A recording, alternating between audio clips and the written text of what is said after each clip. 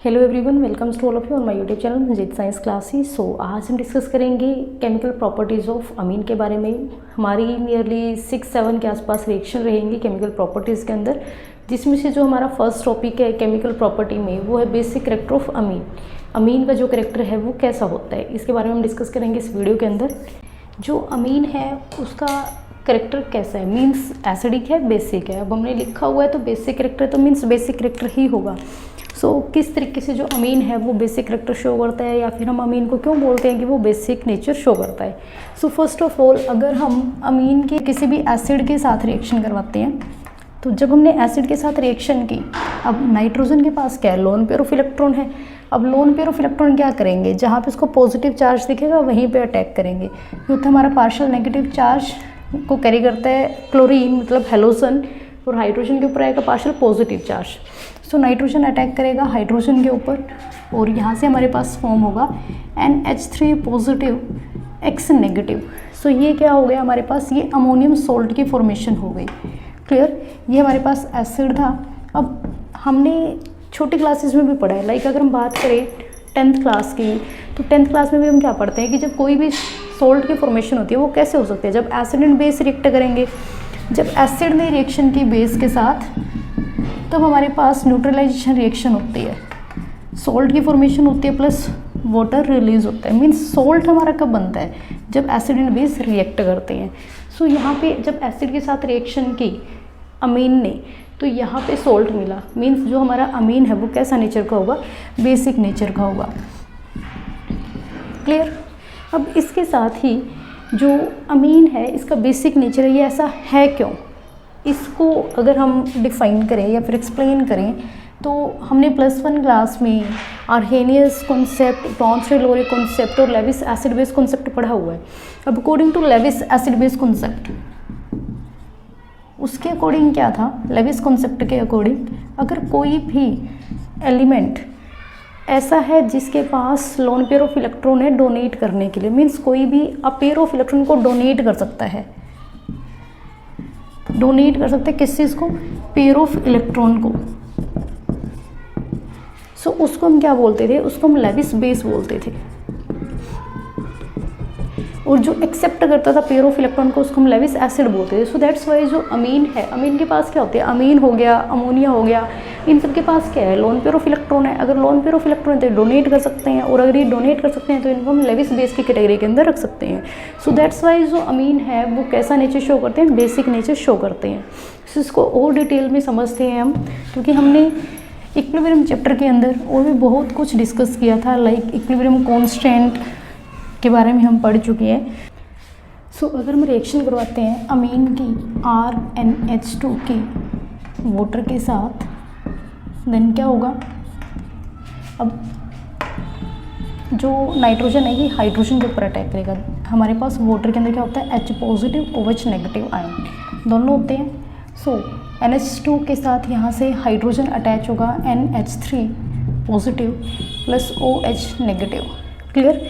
अगर हम equilibrium constant right करें इस इक्वेशन के लिए, क्योंकि हमारी जो रिएक्शन है वो क्या इक्विलिब्रियम में है, और अगर हम इस इक्वेशन के लिए इक्विलिब्रियम कांस्टेंट राइट करते हैं, जो इक्विलिब्रियम कांस्टेंट है वो कैसे राइट करते हैं, प्रोडक्ट की कॉन्सेंट्रेशन की मल्टीप्लाई डिवाइड बाई रिएक्टेंट की कॉन्सेंट्रेशन की मल्टीप्लाई।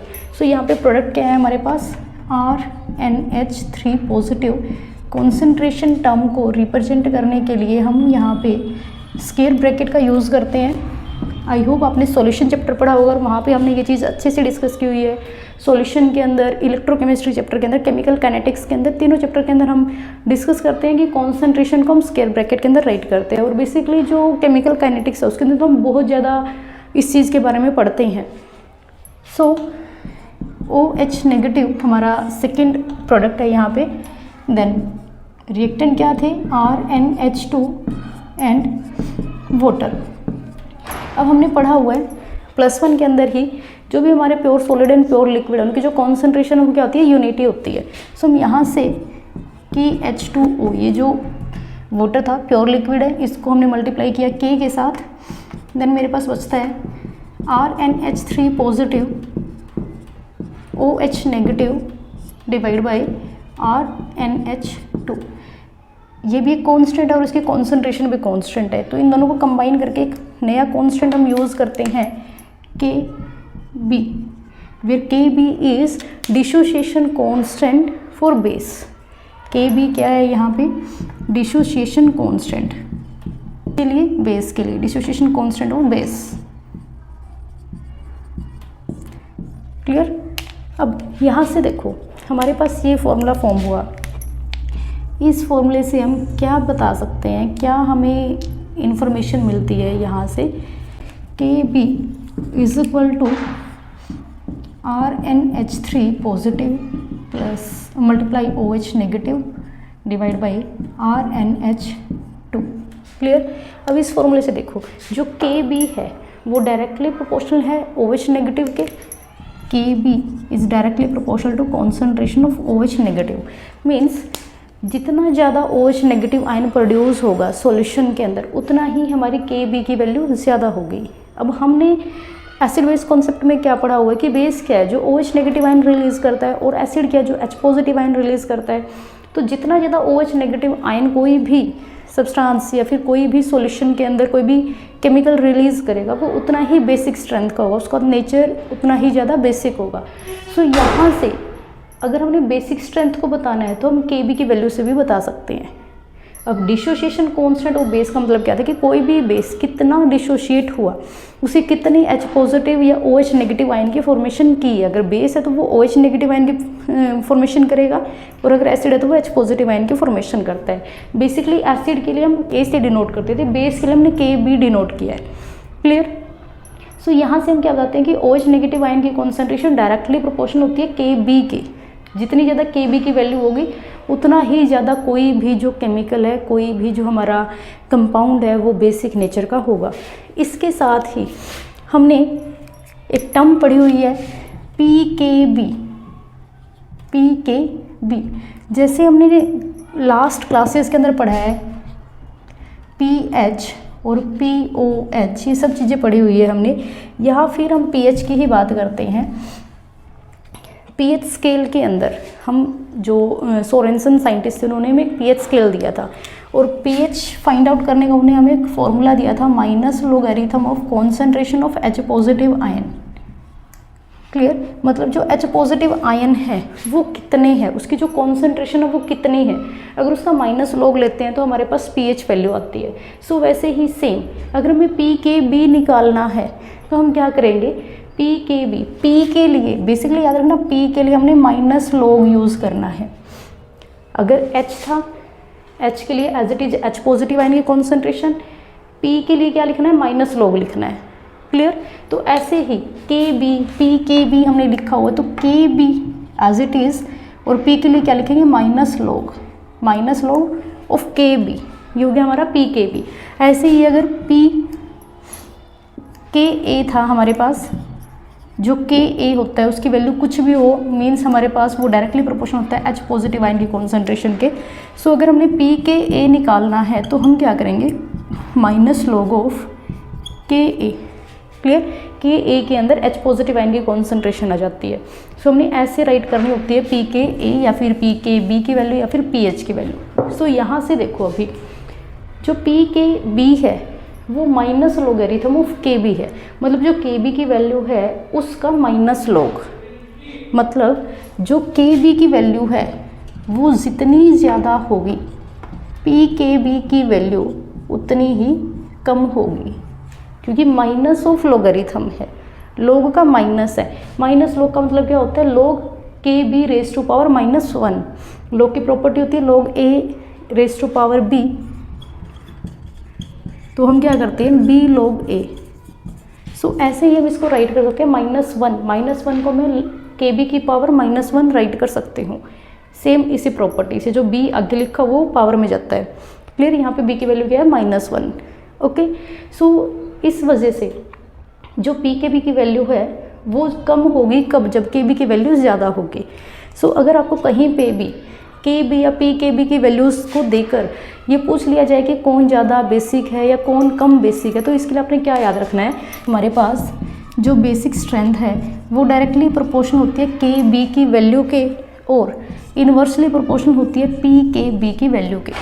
क्लियर, ध्यान रखना है जो बेसिक स्ट्रेंथ है वो Kb की वैल्यू के डायरेक्टली प्रोपोर्शनल होती है, क्योंकि Kb की वैल्यू डायरेक्टली प्रोपोर्शनल है OH नेगेटिव आयन की कॉन्सेंट्रेशन की। जितना ज़्यादा OH नेगेटिव होगा उतना ज़्यादा Kb होगा, और जितना ज़्यादा Kb होगा उतना ज़्यादा बेसिक स्ट्रेंथ होगी।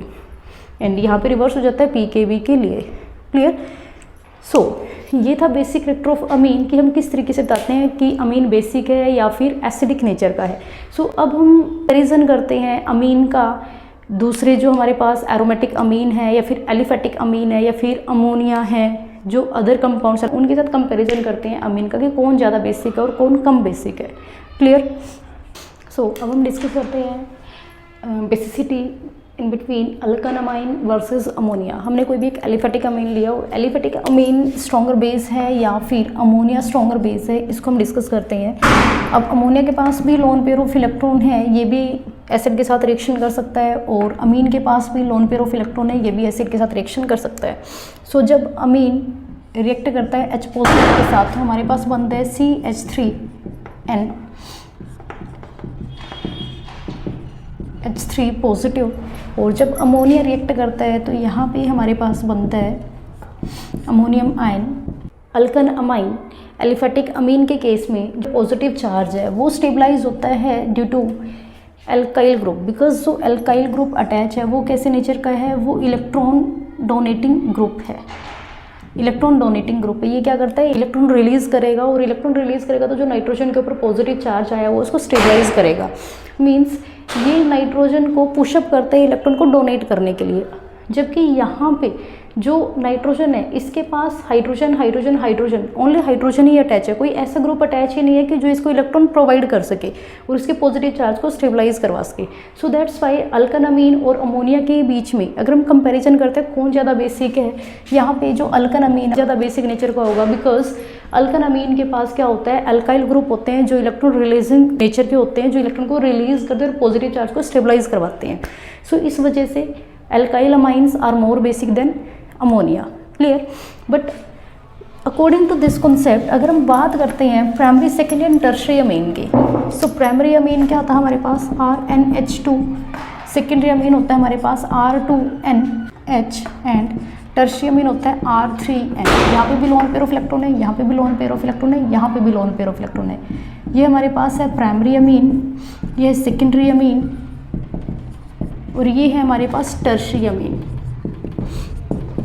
सो अगर हम बात करते हैं यही सेम नेचर की, बिकॉज जो बेसिक स्ट्रेंथ है वो according to this concept basic strength directly proportional है प्लस आई इफेक्ट के। इलेक्ट्रॉन रिलीजिंग ग्रुप जब अटैच होता है तो मीन्स हमारे पास जब इलेक्ट्रॉन रिलीजिंग ग्रुप अटैच है तो प्लस आई इफेक्ट शो कर रहा है कंपाउंड हमारा। Plus I effect means inductive effect. Inductive effect भी दो टाइप के होते थे, प्लस आई एंड माइनस आई, जो हम प्लस 1 क्लास के अंदर पढ़ चुके हैं। सो यहाँ से जो बेसिक स्ट्रेंथ है वो डायरेक्टली प्रोपोर्शनल है प्लस आई इफेक्ट के। जितना ज़्यादा प्लस आई इफेक्ट होगा उतना ज़्यादा बेसिक स्ट्रेंथ होगी। मीन जितना ज़्यादा इलेक्ट्रॉन डोनर स्पीसीज जुड़े होंगे कि नाइट्रोजन के साथ तो उतना ज़्यादा नाइट्रोजन का बेसिक स्ट्रेंथ हो जाएगा। यहाँ पे एक इलेक्ट्रॉन डोनर स्पीसीज है, यहाँ पे 2 इलेक्ट्रॉन डोनर स्पीसीज है, यहाँ पे 3 इलेक्ट्रॉन डोनर स्पीसीज है। सो इस केस में जो प्लस आई इफेक्ट है वो सबसे ज़्यादा होगा इन दोनों से। सो इसकी जो बेसिक स्ट्रेंथ है वो सबसे ज़्यादा होगी। बट जो ये ऑर्डर है प्राइमरी का सबसे कम, देन सेकेंडरी का ज़्यादा, फिर टर्शियरी का सबसे ज़्यादा, ये जो बेसिक स्ट्रेंथ का ऑर्डर है ये हमें गैसियस स्टेट के लिए मिलता है। गैसियस स्टेट में जब हमारे अमीन्स होते हैं उनके लिए एप्लीकेबल है, बिकॉज जब हमने डिस्कशन की या फिर जब हम ऑब्जर्व करते हैं लिक्विड स्टेट के अंदर जब हमारे पास अमीन्स होते हैं तो वहाँ पे जो ऑर्डर है वो रिवर्स हो जाता है। सो अगर हम बात करते हैं primary secondary and tertiary amines की इन लिक्विड स्टेट,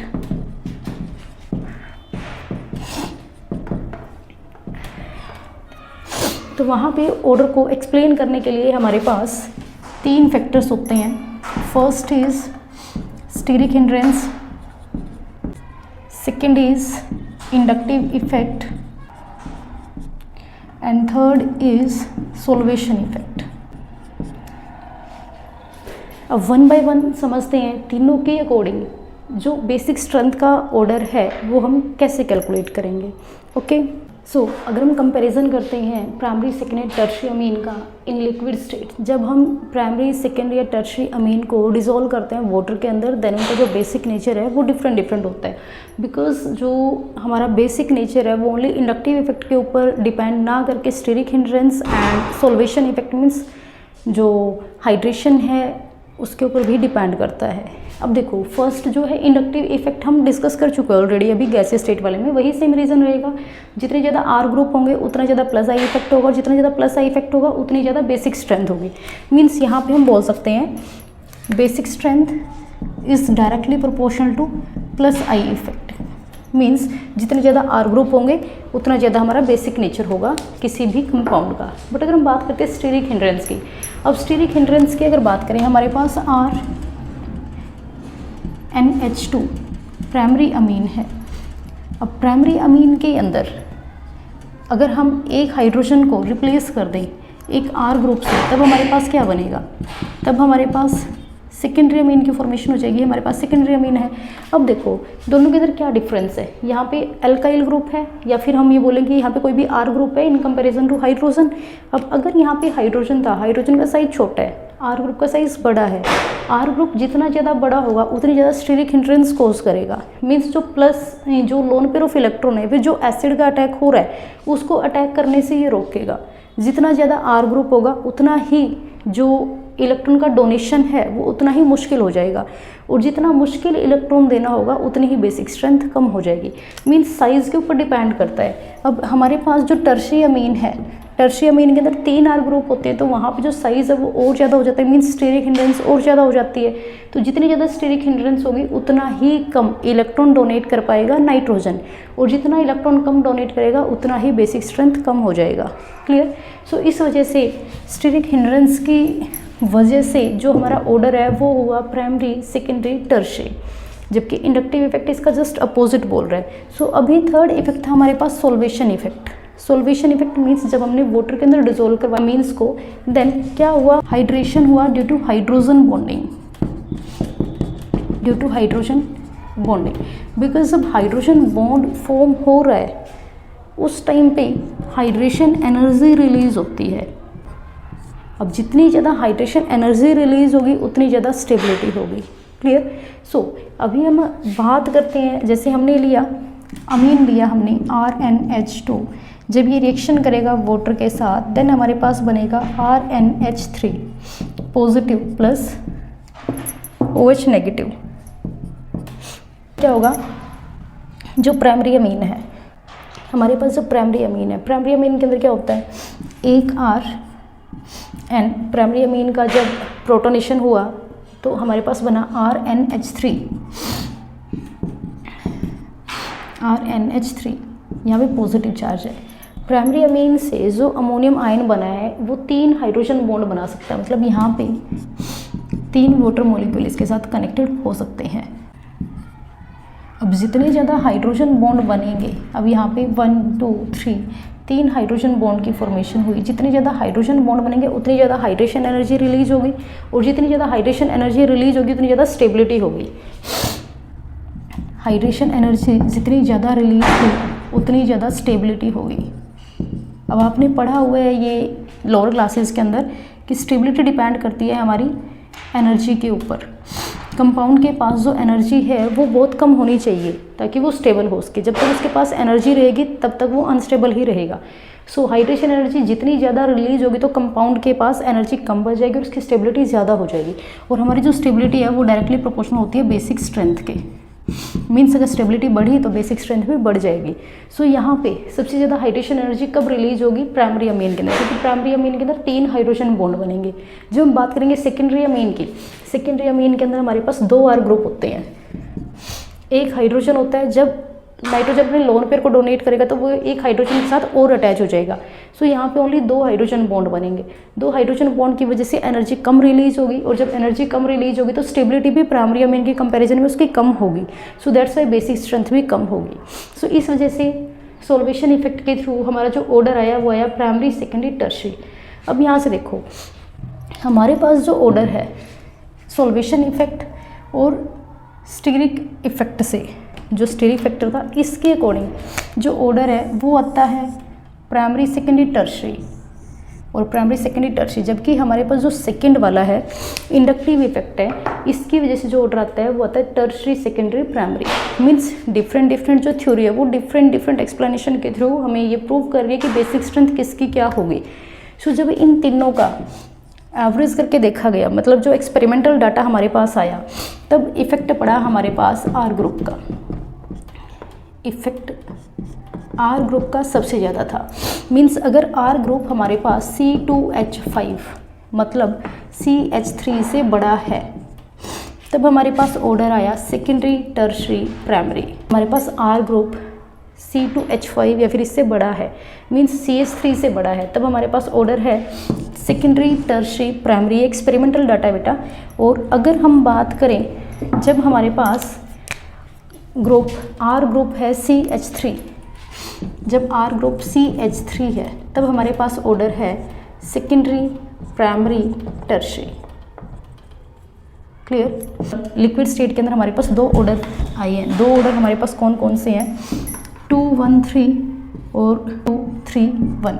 अगर हम नंबरिंग में पढ़े तो ये 213 है और ये 231 है। बड़ी स्टेटमेंट कौन सी है? बड़ी स्टेटमेंट नीचे वाली है। 213 से बड़ा 231 होता है। तो बड़ी ऑर्डर उस टाइम आएगा जब बड़ा ग्रुप जुड़ा होगा। बड़ा ग्रुप मतलब CH3 से बड़ा, C2H5 लाइक। क्लियर। और जो छोटा नंबर है वो कब आएगा? जब छोटा ग्रुप जुड़ा होगा। CH3 हमारा छोटा है, इससे छोटा तो क्या ही होगा? आर ग्रुप इससे छोटा और क्या जुड़ सकता है? सबसे छोटा यही है हमारे पास।